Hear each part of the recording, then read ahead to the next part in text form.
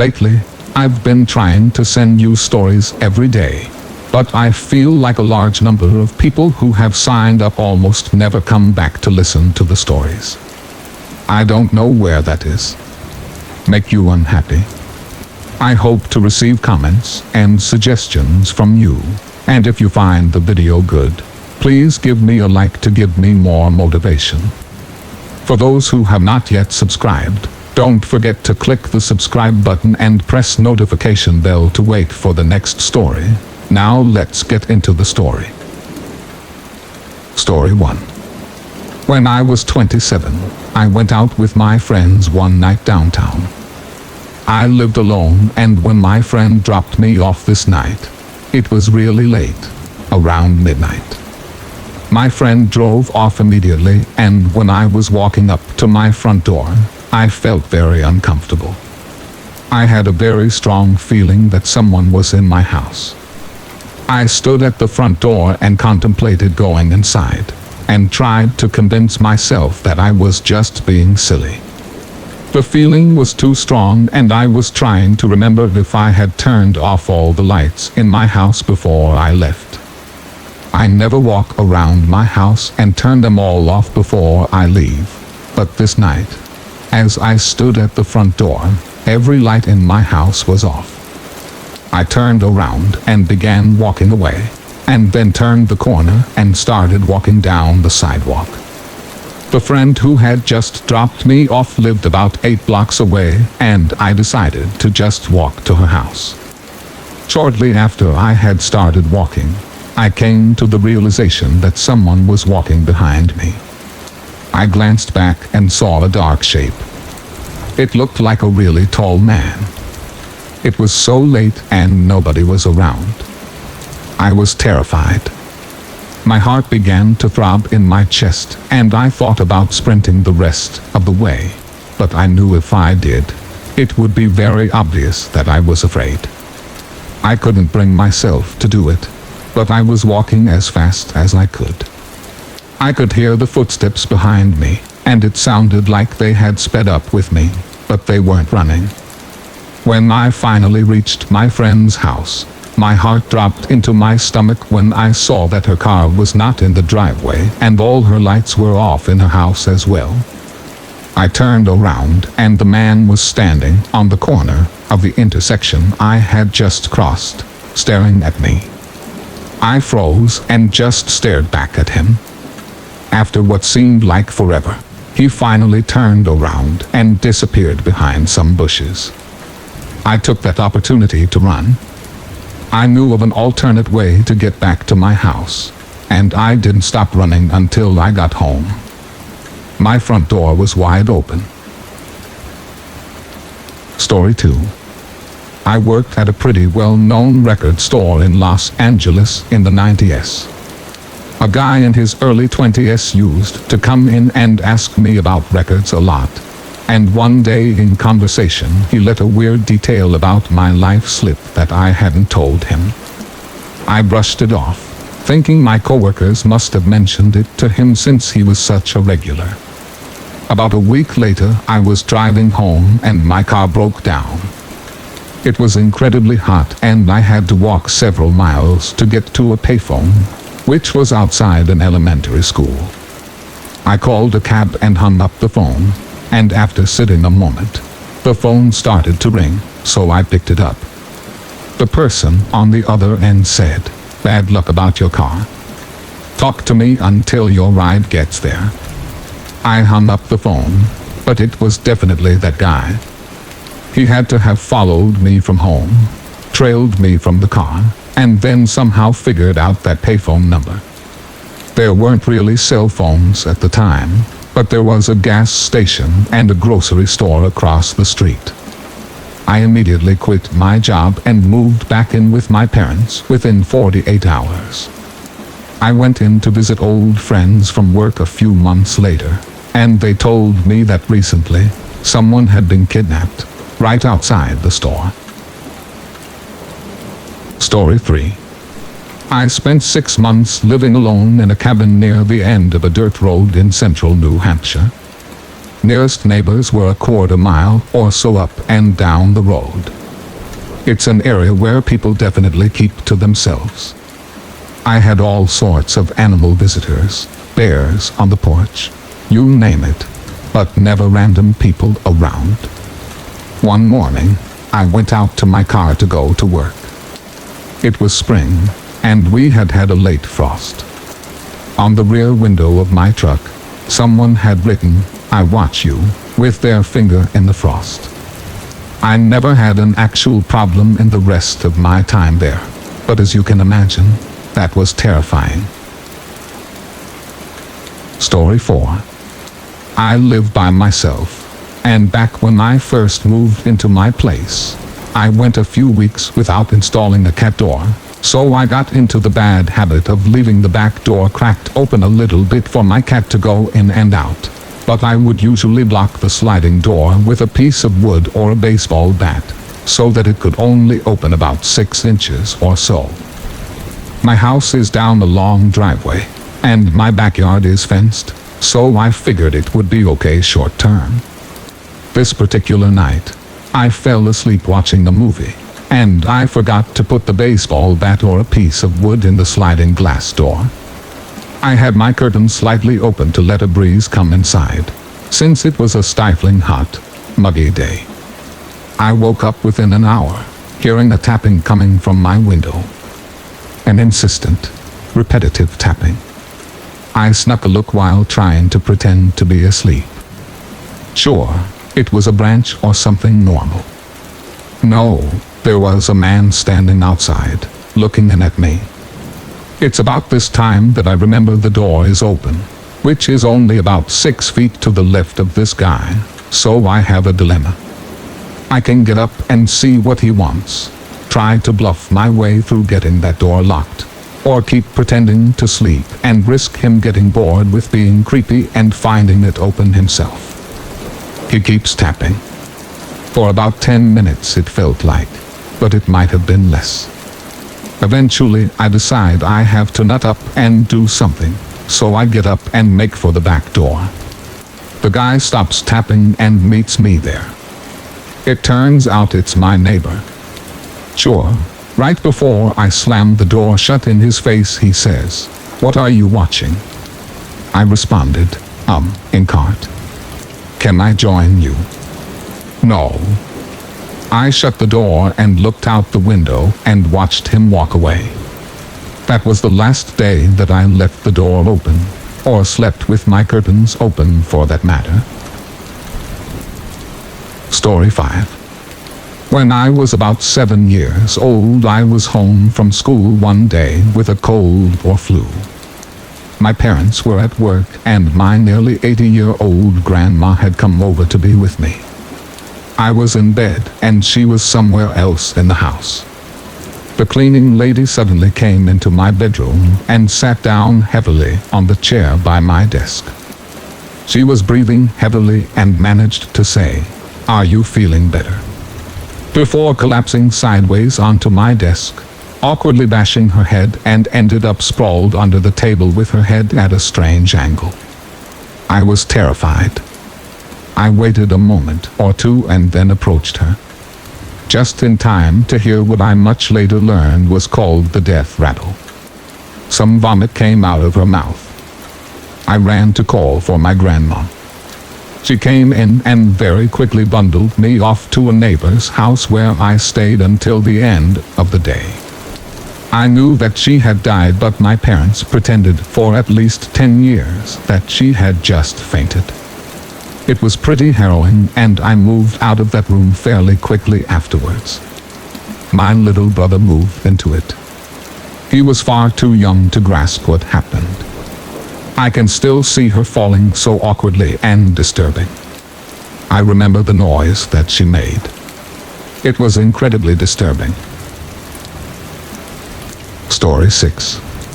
Years ago, my parents had their garage converted into an extra-large bedroom, and this was where we all played games. I was about 10, and it was only the second or third time I had been left alone in the house while my siblings were all away for one reason or another. Naturally, I was up all night playing PS2, having a blast. I don't know how late, but pretty late into it, I suddenly started to hear tapping on the window. I didn't realize it was a sound not produced by my game for a full minute or so, and the sound like someone drumming their fingers. 1, 2, 3, 4, 1, 2, 3, 4. It kept going without stopping. I finally really noticed it when the doorknob rattled and the sound moved to the door, which made it louder. I freaked out and snuck over to the door to double-check the locks. They were both unlocked, but the door tended to jam and it was hard to open unless you messed with it. I locked both locks loudly so the person would know they definitely couldn't get in. But then I heard a gruff older man laugh, and then the tapping sound got louder. Right outside the window I heard, "Let me in." I turned out the light, ran to my room and hid in the pitch-black darkness until my parents got home a few hours later. I told them what happened and we looked all around, but there was nobody outside, no one in the house, and nothing like this ever happened again. I have no idea who was outside that night, but I'm still afraid that they might return someday when I'm home alone. Story 7. Last year I was renting a house in a small, economically depressed old mining town in Appalachia. I lived alone. On one of the first warm nights of spring, I awoke at around 4 a.m. to the sound of my doorknob turning. I figured someone must have the wrong address, but it kept turning persistently. I didn't have a peephole or window to see who was outside, so I just approached the door from inside and yelled, "You have the wrong house." Then the door started shaking violently and something began to slam against it. I tried one last time. "You have the wrong house." I heard someone on the other side make a noise and then started screaming and shrieking like a wild animal. I grabbed a kitchen knife and called the police. About 10 minutes later there was a knock on the door. I opened it cautiously to see an officer who questioned me about the incident. Then he asked me to close the door again and remain inside.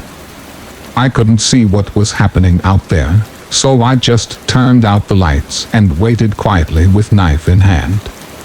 For about 20 minutes it was dead silent. Then out of nowhere my living room window screen started to get pushed in and the curtain started to move. Someone was climbing into the living room. I held up the knife and yelled, "Get out," in my most threatening voice possible. Thankfully, I immediately heard after that, "Get on the ground. Show me your hands." I heard another horrible wail from outside as the guy was presumably tackled and taken to a police car. A few minutes later, another knock at the door. The officer was back to tell me that the suspect had been captured. This guy was a uniformed cop, but he was visibly trembling and super pale. I could tell that he was really shaken up. I had never seen what the intruder looked like.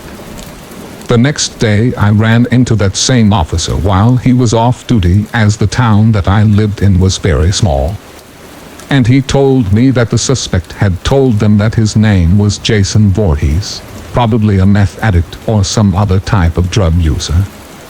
Those habits don't go well with delusions involving slasher film characters. Over this past summer. Story 8.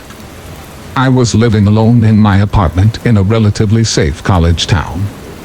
I was always paranoid and locked the door anytime I got home from somewhere, especially since I'm a female living somewhere alone.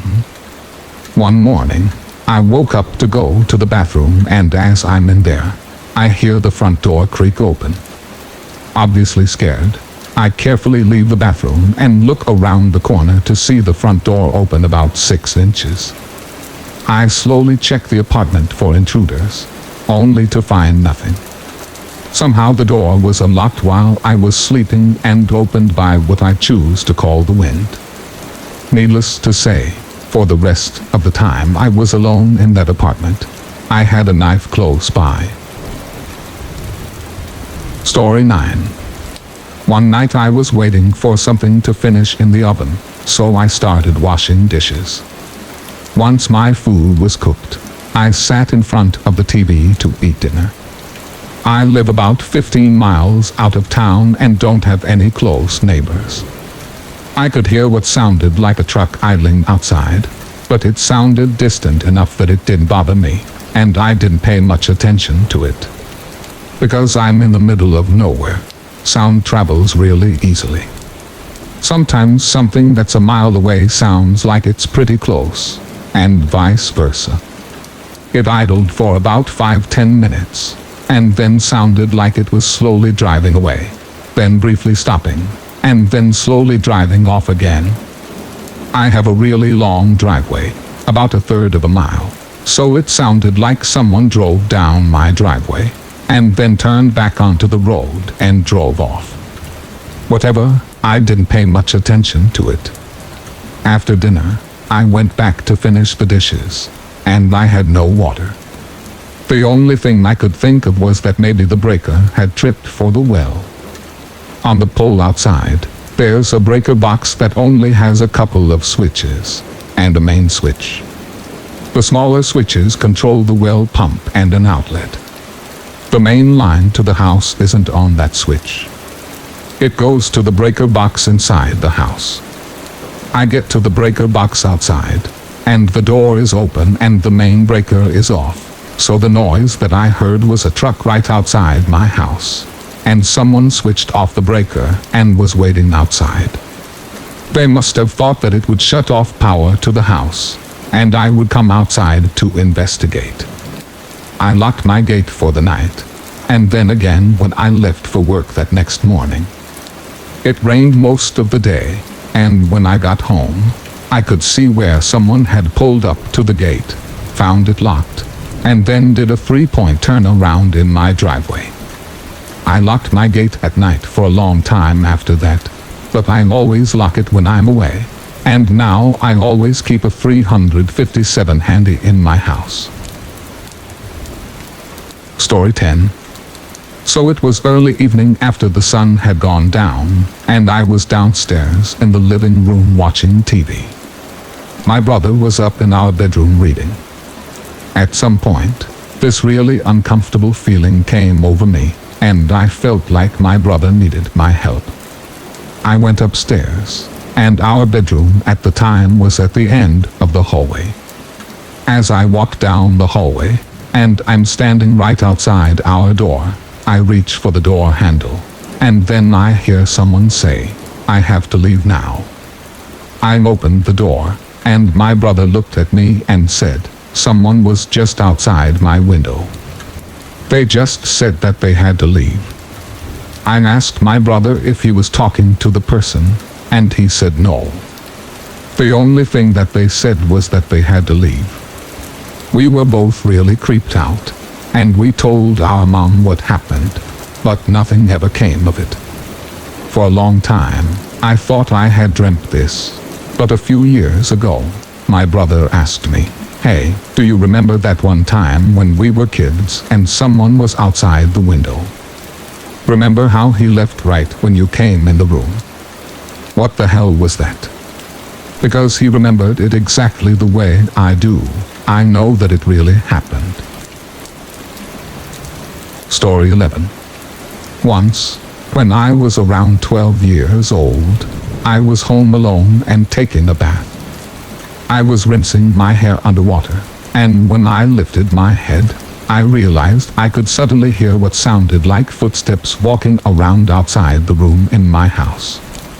Both of my parents were at work, and I knew it was far too early for them to be home, so I was completely freaked out and convinced that someone had broken into my house and was walking around looking to steal things, or maybe something worse. I had no idea what to do. I was so scared. I sat in the bath, naked, with no phone, or any method of calling or doing anything. I was thinking that surely eventually, the intruders were going to find me, Or even worse, they knew that I was in there and was waiting for me to come out. Surely they would know. They must have heard the noise of the water in the bathtub. I sat there frozen and panicked for who knows how long before I decided to have a moment of bravery. I figured that I had to do something, so I waited for the noise of them walking around to stop. I got out of the bathtub, dried off and got dressed. I opened the door and looked around and waited. I did not hear anything after that, and from my vantage point, I could see the hallway and the entrance to every bedroom. When I eventually built up the courage to look around the house, nobody was there. I have no idea what the hell happened, but somebody was in my house. I called both of my parents, and they were both still at work. Story 12. I moved into my place a couple years ago. 2 weeks after I moved in, I found a little flower necklace in my mailbox one day. I didn't think anything of it. I thought maybe a kid had put it in there or something. The next day I came home, and there was a pair of female sunglasses in the mailbox. Along with it was a note that read, "Hey, I think you would look good in these. You should wear them the next time we're together." I thought clearly this person probably thinks I'm someone else, so again, I ignore it. 3 days later I come home and check my mail again, expecting there to be something, but there's not. I head up to my front door, and there's a pair of women's underwear hanging on the doorknob. Okay, now I'm feeling uncomfortable. I still tried to tell myself that it was just a misunderstanding, so I wrote a note and put it on my front door that basically said, "Hey, I don't know who you are, but you need to stop. I'm not who you think I am, and I'm not interested." Then after that, nothing else. About 1 year later, I came home again and opened my mailbox. There was another flower necklace, identical to the one that was left in there a year earlier. Story 13. Before my husband and I were married with good jobs, we were young and poor and didn't care where we lived. We rented out a shitty little house behind the landlord's house that was clearly a shed, fully transformed into a small studio space. At the time, I worked late nights, and my husband worked mornings, so I would sleep until around 12 and work all night. The landlord, Greg, was this bald old man with a heavy Russian accent. He was kind of odd, but seemed nice. So was his wife. He had made odd comments, and would FaceTime me and invite me into his house. When we first moved in, I kept waking up with a disturbing feeling when I should have been exhausted. I would feel so nervous that I would get up to check the doors and make sure no one was inside. 1 week, my husband went away to visit his father, and I was alone, and literally felt like I was constantly being watched. The bedroom window was back in the yard, and it was heavily wooded. I would hear crunching of leaves and footsteps all the time. My husband said I was being paranoid because I was alone, and I thought so too. But then, that same week my husband was away, I'm offered to watch my friend's dog. So I get home from work around 2 a.m., and I get in bed and fall asleep around 3 or 4 a.m. I woke up shortly after that to the dog barking and growling like crazy. Now, because the space was similar to his studio, we had no doors on anything besides the bathroom. I sprung out of bed, and I see Greg the landlord, standing in the living room, hand on the front door, just frozen. He was caught off guard by the dog, and I yelled, "What the hell are you doing in here?" He quickly apologized and walked out. When I woke up completely from my sleepy daze, I realized maybe this was the one-time thing. I took a shower, got dressed, and walked up to their house. Greg's car wasn't in the driveway, but his wife was home. I told her what happened and asked why Greg would use his keys to go in the house without giving me notice. She was nonchalant about it and replied, "It's his house. He can do what he wants." I flipped out on her. Clearly this was happening often, and the eerie feeling I was getting, I'm 100% sure was Greg coming in the house and watching me sleep. Story 14. My grandmother used to work at a mental illness facility when I was little. It was a place prisoners went after committing crimes that were so horrific. They were deemed very mentally unstable and not suitable for a prison. One of her patients, who was very fond of her, was put into this place because he had strangled his mom and dad one night, hid their bodies under the floorboards, and every now and then brought his mother's body up to have sex with it. He was caught after a few months because the smell of rotting corpses had reached the neighbors' houses. My grandmother lived within walking distance from this facility, and so the prisoners that were deemed well enough to roam around the grounds were able to see her walking home. One of the patients must have told the one that was fond of my grandmother where she lived, because one night he escaped and was skulking around my grandmother's house in the dark, trying to find a way inside. Eventually she saw somebody outside the window and called the police. He was caught and brought back to the facility. Nothing else ever happened, and the man never escaped again, but imagine if he had gotten inside of her house. Story 15. When I was 19 and my best friend was 20, we were driving back to my house after visiting someone at work. We were on a somewhat busy road. It was getting dark, but wasn't completely dark yet. There were streetlights and business lights everywhere, so visibility was still very good. This road was 3 lanes in each direction, and there was a concrete median dividing the traffic. I was in the left lane next to the median, and a traffic light was coming up. I saw a man standing in the median next to the crosswalk up ahead.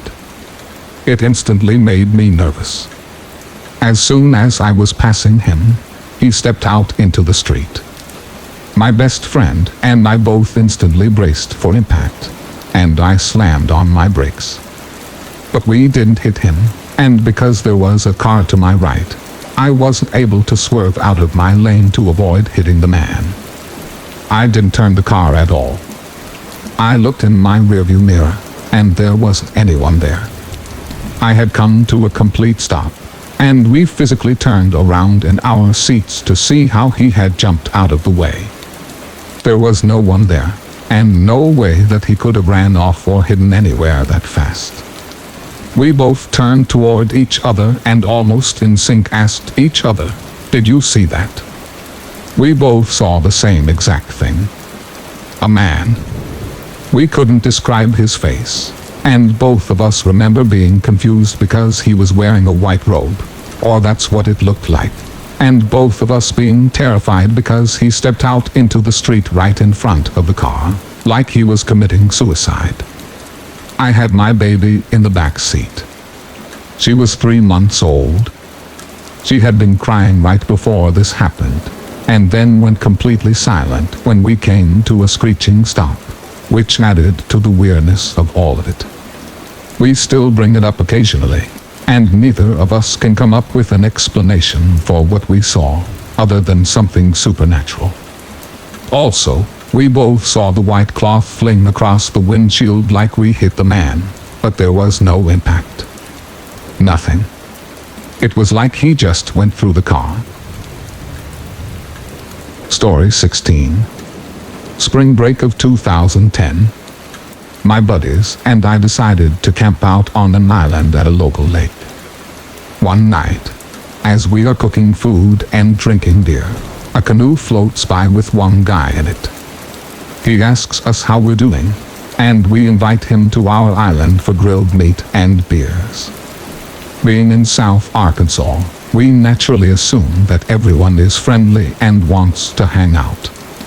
His name was Kurt, and he was super friendly but really seemed to be sad. We asked him what was up, and he replied, "Oh, nothing really. It's just that my friends are probably worried about me." He looked at me and winked. They'll find out soon enough. That still haunts me to this day. Everyone liked Kurt, and, noticing that it was getting dark and he had been drinking, we offered to let him stay with us that night. He declined, saying that he had to get where he was going, and he seemed very adamant about that. I asked where he was headed, thinking maybe we could give him a ride on a jet ski or something. Kurt ignored the question and said, "You boys don't know how lucky you are." He hopped in his canoe and left. We didn't think much about it. The next morning, we woke up early to do some fishing. As we're fishing, a police boat pulls up. The officer asks if we're part of the search party that found the body. We obviously had no clue what he was talking about, so he tells us a story about a young man in a canoe that disappeared last week. Apparently, divers found his body at the bottom of the lake 2 days before. The young man's name was Kurt Clark. This was so freaky for us that we all packed up and left camp that day. Story 17. I had 3 really good friends, and their names were Kevin, Ryan, and Tommy. Every summer, our parents would take us on vacation. We always stayed in a remote cabin in the forest of Minnesota. The cabin was located on a large island in the middle of Lake Vermilion. Eventually, when we were old enough, our parents would let us go to the cabin on our own for the first time. When we got there, we parked the car on a gravel road beside the lake. Then, we had to take a boat across the lake about a half mile to reach the cabin. There were a few other cabins on the island, but they were all at least a half mile away. The cabin was quite small. It only had a kitchen, a bathroom, and 2 bedrooms. At night, it was pitch black. There were no streetlights for miles, and the only light came from the moon. There were no curtains on the windows, so when you were sleeping there at night, you could see the moon shining down on the trees and the lake outside. On the 3rd night of our trip, we set up a campfire by the edge of the lake. The moon was full and the pale white glow was shimmering across the lake. We were gazing up at the stars when all of a sudden we heard a splashing sound, as if something was moving about on the water. Ryan suddenly stood up and pointed. "What the hell is that?" We all looked in the direction he was pointing, peering into the darkness. After a while, I could make out what he was pointing at. I'll never forget the feeling of terror that came over me. The hair on the back of my neck stood up and goosebumps appeared everywhere on my arms. I was paralyzed with fear. Out in the middle of the lake, there was a woman's head. It was just floating there on the surface of the water, staring directly at us. She had pale white skin and long black hair that was matted across her face. The rest of her was submerged, but not even there. We tried to tell ourselves it was just a loon. There are black and white birds that hunt at night, diving deep into the water. It didn't look like a loon, but that's what we tried to convince ourselves it was. We threw some more wood on the fire and tried to forget all about it, but it still gave me the creeps. About an hour later, I had to use the bathroom, so I walked down to the edge of the dock and peed into the lake. Looking out over the moonlit lake, I noticed the thing was still there, but now it was much closer. It still looked like a woman's head and it still seemed to be staring right at me. Its face was extremely pale still, as if it hadn't been out in the sun for years, and I could easily make out some facial features, the eyes and the nose. A feeling of incredible unease came over me as I realized it couldn't be a loon. There was no way a loon could tread water for that length of time. There were no ripples around it either. It wasn't moving at all. It was just standing there, stiff as a board, submerged in the water. I immediately zipped up my pants and ran back up to the dock where my friends were sitting around the campfire. I told them what I had seen, but none of them dared to go down to the dock to take a closer look. We tried to tell ourselves it was just a log or a tree branch jutting out of the water. I could tell everyone else felt uneasy too. None of us really believed that. We went back into the cabin and shut the door, locking it behind us.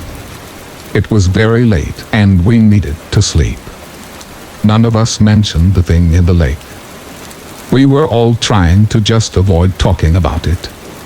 There were no curtains on the windows. And as I was getting ready for bed, I couldn't help but taking one last look. Peering out the window, I could see the lake clearly, illuminated by the full moon. But the thing wasn't there anymore. It had completely vanished. I let out a sigh of relief, thinking the log must have floated away, or else it just sank below the surface. Or perhaps, maybe it had been alone after all and it had just finally flown away. It was very hot that night and we had to sleep with the windows open. My friend Tommy and I slept in one bedroom and my two other friends, Kevin and Ryan, slept in the other bedroom. We left our bedroom doors open. I was finding it hard to sleep. It was the middle of the summer and there was even a slight breeze. The heat was stifling. As I lay there, I thought I could hear someone walking around outside the cabin. I kept my eyes tightly shut and tried to tell myself it was just my imagination. It sounded like someone with bare wet feet pacing back and forth. I was trembling with fear, but I felt so weak I couldn't move. The footsteps sounded like they were walking up the steps to the cabin door. I wanted to shout out to my friends, but I was frozen in terror. Then, the footsteps turned around and sounded like they were running down the steps and towards the lake. After a while, the footsteps faded away and there was only silence. I reached over and shook my friend Tommy. He was already awake and he claimed he had heard the footsteps as well. Just then, I was startled to see my friend Ryan come running up into the room. When he stepped into the moonlight, I could see his face and the expression on it. It was very disturbing. "We need to leave," he said. "Why?" I asked. "What did you hear?" "Let's just go. Let's get to the boat. It's time to go." He wouldn't answer. He just ran back into his room. We followed him and found Kevin sitting on his bed, already packing up his things. Ryan was running around, frantically grabbing his stuff and stuffing it into a bag. "What's wrong?" "Ryan, what the hell is wrong with you? Tell us." He just stopped in his tracks and stared at me. There was a haunted look in his eyes. I will never forget what he said. He told us he was turning over in his bed to get more comfortable when he suddenly saw at the top right corner of his window someone was peeking in. As soon as he set his eyes on it, the face vanished. He said all he saw was long black hair hanging down the window, ghostly white skin and one large eye staring at him. When he said that, it chilled us to the bone. We realized that if the face was in the top right corner of the window, that meant whatever was out there had to be at least 8 feet tall or just floating in midair. I felt like I was going to be sick. "Let's just go now. Let's just go now," Ryan said. We all agreed and packed our stuff as quickly as we could. We grabbed our bags and ran out of the cabin. Only thing we had to do was lock the door behind us. As we scrambled down the front steps, I glanced to the side and saw the footprints, pair of wet footprints, in the dirt all around the cabin.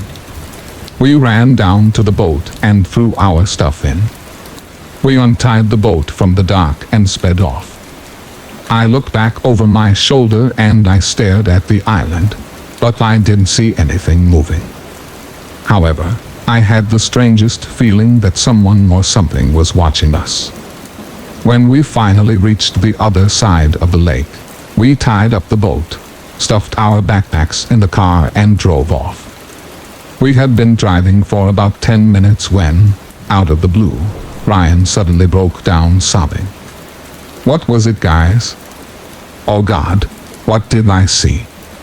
On the way, we called our parents to tell them what had happened. Ryan was freaking out and we didn't know what to do. They told us to just get home safely and quickly. My friend's dad went up to the cabin a few days later and said he saw nothing out of the ordinary. However, he did mention that there were a pair of wet footprints all around the cabin, which he thought was odd. Whatever Ryan saw in the window really hit him hard. After his breakdown, he had trouble sleeping and ended up having to go to therapy. They gave him some pills to calm him down and allow him to get a decent night's sleep. As time went on, he recovered and ended up being fine. But to this day, he still can't sleep unless the curtains on his windows are completely shut. To this day, I still cannot explain what we saw in the lake that night. I personally never went back to the cabin, but my friends Tommy and Kevin have both gone back and everything was fine. But Ryan refuses to go back and frankly, I'm with him. Story 18. You know how, on Halloween night, people always gather around the campfire and tell scary stories about strange things lurking in the woods and nobody believes them. Well, sometimes those stories are true. Last year, just before Halloween, I was at home watching TV when I heard a knock on the front door. When I went to answer it, I found a dog standing on the front porch. I looked around, but I couldn't see the owner anywhere. The dog seemed to be lost. I wasn't sure what breed he was, but he looked like a Siberian husky. His tongue was hanging out and he was panting like he was thirsty, so I put a bowl of water out for him. The dog lapped it up greedily. Ever since I was a little girl, I had always wanted a pet dog, but my parents would never allow me to have one. I didn't want to bring him inside the house, so I put him in the backyard. I gave him some leftovers to eat, but he just turned up his nose at them and refused to touch anything. That evening, when my parents came home, I told them about the lost dog. At first, they told me I would have to get rid of it, but after much begging and pleading, they told me I could keep it. However, they didn't want it inside the house. My mother was allergic to dogs. The dog slept in the garden shed. In the middle of the night, I woke up and looked out my bedroom window. I could see the dog's glowing eyes in the darkness. It seemed like he was just standing there, staring up at me. It gave me a very eerie feeling. The next day was Halloween. In the morning, I went to the store and bought a can of dog food. When I got home, I opened it and put it into a bowl. The dog looked very hungry, but he refused to eat the dog food. I couldn't understand what was wrong with him. That evening, little kids were running up and down the street, dressed in their Halloween costumes. It kind of made me wish I wasn't too old for trick-or-treating. I decided to take the dog for a walk in the forest behind our house. After a while, we came across a group of 3 teenage girls who were camping in the forest. They were planning to have a Halloween party in the woods, and they had brought some food and drinks with them. The girls were around the same age as me, so we chatted for a while. They asked me if I'd like to join them. One of the girls tried to pet the dog, but he just growled at her. He didn't seem to like being touched by anyone. They were having trouble pitching their tent, so I decided to help them. Between the four of us, we managed to set up the tent. I looked around and realized my dog was nowhere to be seen. I asked the girls to help me look for him. By now, it was dark and the stars were out. The moon was pale and full, and the wind was whistling through the trees. We decided to split up into two groups. The first two girls went off together, and I paired up with the third girl.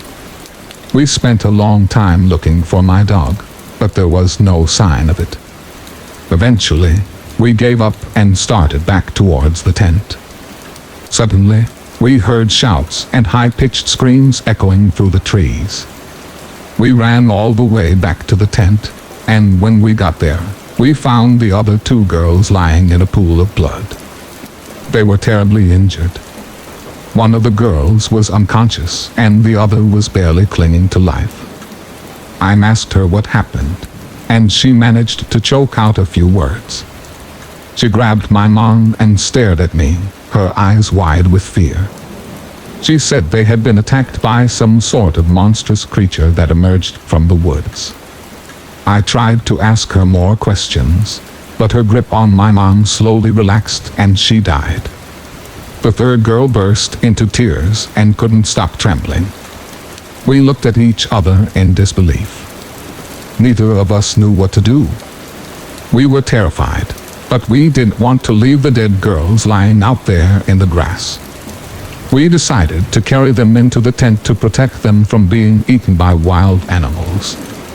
As we crouched inside the tent, desperately trying to think of what to do, we suddenly heard strange noises outside.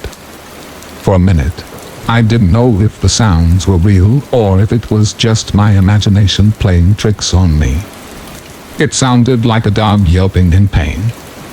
I was worried that it was my dog and he might be injured. Working up my courage, I decided to go outside to see where the noises were coming from. The girl didn't want me to leave her alone, but I assured her I would be right back. Cautiously, I slipped out of the tent and searched the clearing. I crept up to the tree line and peered into the forest, but I couldn't see anything. The night was still and eerily silent.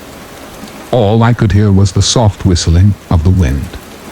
When I went back to the tent, I was horrified to find it completely destroyed. Inside, the third girl lay dead. Her body had been ripped apart and partially devoured. A wave of fear washed over me, and I felt weak at the knees, afraid to stay out in the forest for a moment longer. I took off running through the trees, and I didn't stop until I got to the safety of my house. My parents asked me what was wrong, and when I told them the horrible story, they called the police. Soon, there were flashing lights in our driveway, and two police officers were questioning me about what had happened. They went out into the woods and found the dead bodies of the three girls lying in a tent. They didn't find my dog anywhere. The policemen said they must have been attacked by wild animals and told me I was lucky to be alive. They said my dog had probably been eaten by wild animals as well. The next morning, I was out in the backyard when I got the strangest feeling that I was being watched. When I looked up, I saw my dog standing at the forest's edge. He was just standing there, staring at me. Then, he did something that terrified me. He stood up on his hind legs, turned around and walked back into the forest. I never saw him again. The lost dog is still out in those woods. Now and then, somebody spots him lurking in the trees. Whenever there is a full moon, I go around our house, making sure all the doors and windows are securely locked. Then, I lie in bed and pray for morning to arrive. Story 19. I was driving through the California desert on my way to New Mexico. Taking a shortcut, I found myself all alone on a 2-lane road driving through the desolate landscape. There was nothing for miles, except for an abandoned ghost town. At the time, I had heard rumors that the area was a hot spot for satanic group activity. It was late in the evening and the sun was setting. Soon it would be dark. I was driving through the canyon with high grass on both sides of the road. Up ahead, I noticed something in the middle of the road, blocking my path. As I came closer, I slowed down to a crawl. There was a truck stopped sideways across both lanes on the road. There was an open suitcase and clothes were scattered everywhere. 2 bodies lay face down in the road. It was a man and a woman and they appeared to be dead. I stopped 100 feet or so from the scene of the accident. The hair on the back of my neck was standing up. Something was very wrong, but I couldn't put my finger on what exactly it was. I reached into the back seat and pulled out my rifle, putting a round into the chamber. Then it hit me. The scene of the accident looked too perfect, like if it was staged. Was it some type of ambush or was I just being paranoid? I broke out into a cold sweat. My heart was pounding in my chest. Something was seriously wrong. I didn't dare get out of my car. As I scanned the road, I saw a line I could drive. I could pass the body of the man lying in the road on the left, then swerve to the right side and pass the body of the woman. I dropped it into first gear, punched the engine and drove the line I planned. I passed the back of the truck without hitting it or either of the bodies in the road. I continued forward 100 feet and then I slowed down so I could take a breath and let my heart slow down. As I looked in the rear view mirror, I suddenly realized that the 2 bodies had gotten up to their knees and at least 20 shadowy figures were emerging from the tall grass on either side of the road. At that moment, I began to panic. My right foot stepped on the gas and I sped off down the road. I didn't let up until I had to slow down when I reached the highway. I will never know what would have happened to me if I had gotten out of the car to check on the bodies or if I had stopped my car closer to them.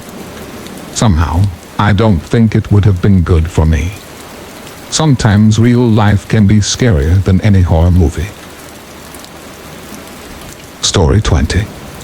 In the winter of 1935, there was a harsh blizzard in a small village in Japan. A cold wind was sweeping through the houses. The snow was falling heavily on the roofs, and a family of 5 lay asleep in their beds, unaware that they were about to receive a very strange visitor. Just after midnight, they were awoken from their peaceful slumber by a loud knock at the front door. The father and mother got out of bed and went to answer it while the children stumbled out of their bedrooms wondering who could be disturbing them at this time of night. When the father opened the door, he found a stranger standing outside. The man was covered from head to toe in a long red cape. He was holding up a lantern and his face was hidden in the shadow of his red hood. "I have been sent by your relatives," said the man. "Your mother has been struck down by sudden illness and her condition is very serious. She wants to see you before she dies." The husband hurriedly dressed and after kissing his wife and children goodbye, he left with the man in the red cape. Together, they set out on the journey to his mother's house which lay in a neighboring village.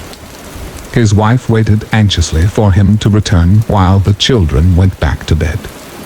A couple of hours passed and there was another loud knock on the door. When the mother answered it, she was surprised to see the man in the red cape again. "Your husband sent me back to fetch you," he said. "His mother's condition is getting worse. It is very likely that she will not last until the morning. He said he needs you by his side when the time comes." Just as her husband had done before her, The wife didn't waste any time and quickly got dressed. She took her children to the house of her neighbor, a middle-aged woman, and asked her to take care of them while she was away. With that, she said her goodbyes and followed the man in the red cape out into the snowy night. About an hour or two later, there was a loud knock at the door of the neighbor's house. The man in the red cape was waiting outside, and he asked to speak to the children. "I'm sorry I have to tell you this, but your grandmother has passed away," he said. "Your parents told me to come back and pick you up. They're waiting for you at your grandmother's house." The children were about to leave with the strange man when the neighbor grew suspicious and stopped them. She stood in the doorway and refused to let them go. "You can't take children out on a night like this," she told the man sternly. "We're in the middle of a blizzard. They'll catch their death of cold. There'll be enough time tomorrow. If their grandmother is dead tonight, she'll still be dead in the morning."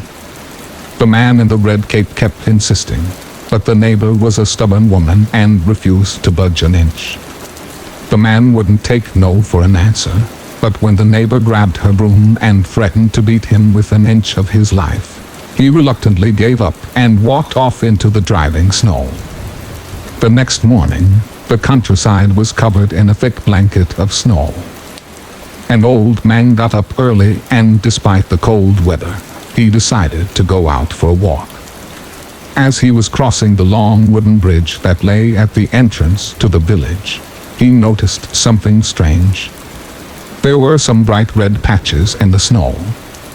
Looking closer, he was horrified when he realized that there were bloodstains. Leaning against the railing of the bridge was a bloody axe. The old man grew frightened. The signs were unmistakable. There had been a murder. He hurried to the police station in the center of the village and reported everything he had found. The police searched the area and found the bodies of the missing father and mother floating in the river. They had been brutally slaughtered, and their heads had been chopped off with an axe. After talking to their children and the neighbor, the police were in no doubt as to who was responsible. The mysterious man in the red cape had to be the killer, and it was clear that he had been trying to lure the children into going with him as well. If the neighbor woman hadn't stepped in when she did, the evil man would have murdered the children too. This incident was a major event at the time, and it shook the residents of the little village to their very core. None of them would ever again feel safe in their beds at night. The police never managed to discover the identity of the man in the red cape, and the case remains unsolved to this day. Nobody ever got a good look at his face that night, and the strange visitor disappeared into the night as suddenly and as mysteriously as he had arrived. Story 21. This happened last night. I had just fallen asleep. I hear my dog outside losing his mind, only to be followed with a notification on my phone. There is motion at your front door. I open my phone to the live view of what's happening, only to be greeted by an eyeball directly in front of the camera, and a man whispering and mumbling to himself. He proceeded to knock and ding the doorbell. Now I live in the suburbs. Quiet town, wholesome neighbors, all good people. Luckily, I decided to knock on my door today. He then begins trying his luck at the doorknob and the window. Standing off to the side, all the while I hear him mumbling and whispers. After my significant other lets him know that we're going to call the police, he gets all huffy and puffy and says he was just looking for his dog, Fido, by trying to enter my house. Story 22. About 3 months ago, my wife, then fiancé, and I were driving from Oregon to Arizona. We were in a part of Nevada that was in the middle of nowhere. We were on the end of the 70-mile stretch, with no cell service, and it was midnight. My wife is a small girl, only 5 on 100 pounds. It was my wife's turn to drive at this point, so I reclined in my seat, out of view, sleeping. She shakes me awake and says, this guy has been following me on my tail for a while. I don't know what his issue is. I glance behind us and see a big F-350, only about 10 feet behind us. I tell her to speed up, figuring he just wanted us to go faster, but he keeps at the same distance from us. All of a sudden, he shoots into the oncoming lane and overtakes us, then proceeds to slow in front of us, bringing his speed and our speed to only 10 miles per hour. She backs off a considerable distance when he slams on his brakes and starts opening his door. At this point, I sit all the way up. I'm a pretty big guy, and roll my window down. He spots me, slams his door shut, and takes off. I'm not the one to jump to conclusions, but I feel that if he didn't see me, he would have definitely tried to take my wife. It shook us up pretty bad, and at the next gas station we found, the tenant called it in. Luckily, I had guys' plate numbers. And that's why you don't drive in the middle of nowhere alone in the middle of the night. You never know who's out there. Story 23. So this happened on Monday night. My dog woke me up about 1 a.m., whimpering like he does when he needs to go outside. I get up to take him downstairs, and as soon as I open the back door, I hear someone screaming. I live in a really quiet neighborhood, and it's rare to hear anything at all at night. So this was totally out of the ordinary. The woman, it sounded female, stops screaming, and my dog looks at me like, what the? But then I hear a guy shout something that sounds like boo boo boo, repeatedly for a few seconds. You'd think it was no no no, but it definitely sounded like boo instead. I was really getting a creepy vibe off of this, and I felt like I was being watched, which freaked me out too. Not least because it was so quiet where I live, and so hot, that I hadn't put on any clothes. So while standing there in the nude, at the back door, feeling like someone's watching me, my dog starts barking this bark I have never heard before. Then he turns around and literally bolts upstairs. Usually, if I take him outside at night, he hangs around in the kitchen mooching for a treat. So this was unusual behavior. I'm officially freaked out now. So I slam the door, lock it, and bolt up the stairs after the dog. Once I get to my bedroom, I hear the screams again. So I was really concerned now, and trying to decide if maybe I should call the non-emergency police, just to make them aware, and decide if I heard anything else I would call. But the night was silent after that.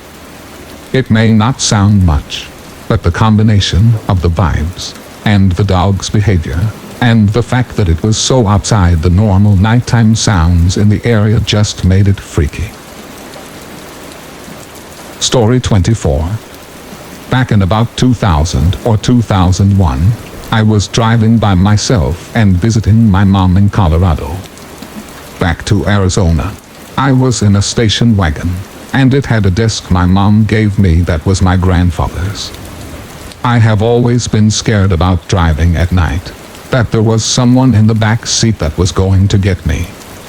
This might be because of too many scary stories, or because my mom's paranoia rubbed off on me.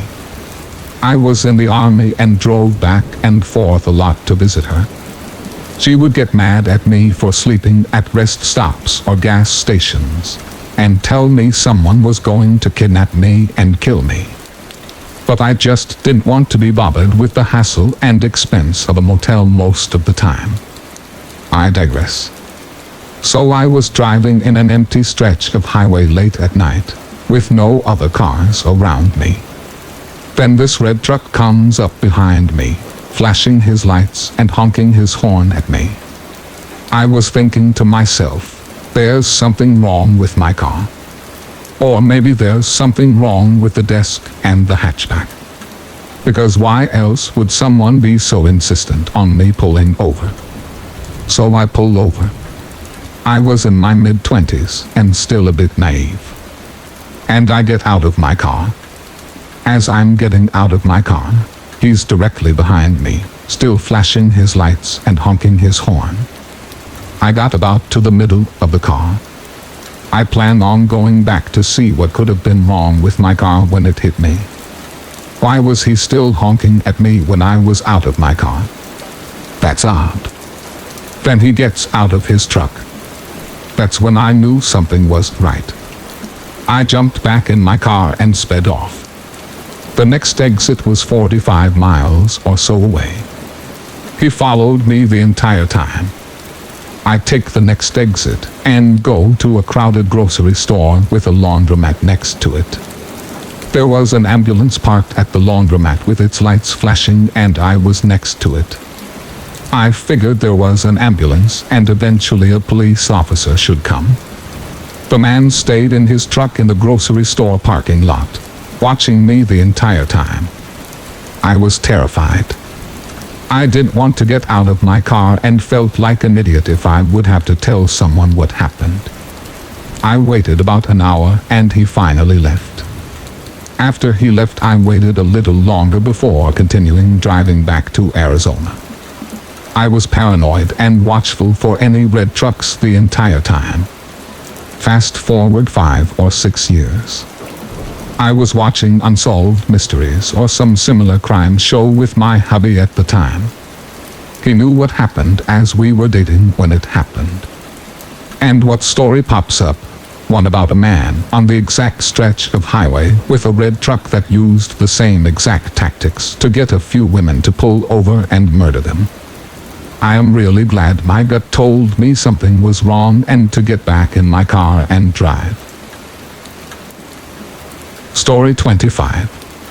This was about 12 years ago when I was in middle school, about 12 or 13 years old, so I might forget some details. We lived in the east side of our city, eventually became an area for project housing, which was pretty ghetto and was known for gang violence and crime. We lived in another house before, only 5 minutes away, which got broken into while we were on vacation, so we gladly moved. My family, consisting of me in middle school at the time, my little sister in 5th or 6th grade, my youngest sister in pre-K, and my 2 parents. I don't remember what time of year it was or where my parents and my youngest sister were, but I was home alone with my other little sister. It was during the golden era of gaming. I was quick-scoping on Search and Destroy in Modern Warfare 2 with some friends from school at the time this happened, and I think my sister was in her room when the doorbell starts ringing multiple times. I tell my friends in the Xbox party that someone is knocking, mute the TV door to look through the peephole, see a woman, maybe in her late 20s, early 30s, white, dirty blonde, pacing around, waiting for an answer. She starts knocking on the door. I don't answer, because stranger danger, and continue watching until she leaves about 20 seconds later. I think nothing of it and go back to playing video games. About 5 minutes later, my sister runs into my room and urgently whispers to me that she saw someone on the side of the house going towards the backyard. Our house was fenced off. I'm on high alert now and mute the TV again and headset after telling the party what's happening and head downstairs to check it out while my sister stays at the top of the stairs. I stay close to the wall in case there would be someone looking in the windows. The way the downstairs was set up, I could sneak to the wall adjacent to the backyard from the bottom of the steps without being seen. I start hearing a noise that sounds like Velcro being slowly pulled apart. I peek ever so slightly to see the screen to the window being cut. I'm shaking now. I immediately sprint back upstairs as quickly as I can and tell my sister what's happening. Grab the house phone and hide in the closet. My adrenaline is rushing at this point, and I'm not thinking right and call my mom instead of the police and tell her what's going on. I don't remember what she said and if I still was on the phone with her or not, so now the next part is hazy. We probably stayed in there for 10-15 minutes. I remember my sister staying in the closet when I went back out for some stupid reason to see if anything was happening. I'm still on the phone with either the police or my mom, probably my mom. Quietly walk through the hall towards the balcony which overlooks the backyard. Open the sliding door and take a step out when I see two hands and a man's face. Same age range as the woman. African American with a hoodie attempting to climb up the railing. We made eye contact for what felt like an eternity. It probably was only like 5 seconds. I was too shocked to scream or do anything. I think he was just as surprised to see someone was home because he lets go and falls landing on the ground pretty hard. Stupid 13-year-old me walks further out to the balcony to see him and the woman that was knocking earlier hop the backyard fence and run away through the alley. I ran back inside. Next thing I remember was my parents being home and the cops eventually showing up to ask questions. I don't remember the reports or if they were caught or anything, but I assume this couple did it to the neighboring houses, moving to the next if someone hadn't answered their knocks and rings and tried to rob the houses that didn't. It turns out all of the screens on the windows and the sliding door on the bottom floor were cut. Luckily all the windows were closed and locked. We eventually moved again, but I was left home alone for years after that until I was about 16 or 17. I wonder what would have happened if I answered the door or if any of the windows were unlocked. Either way, we were pretty lucky. Story 26. It was 2011, early December.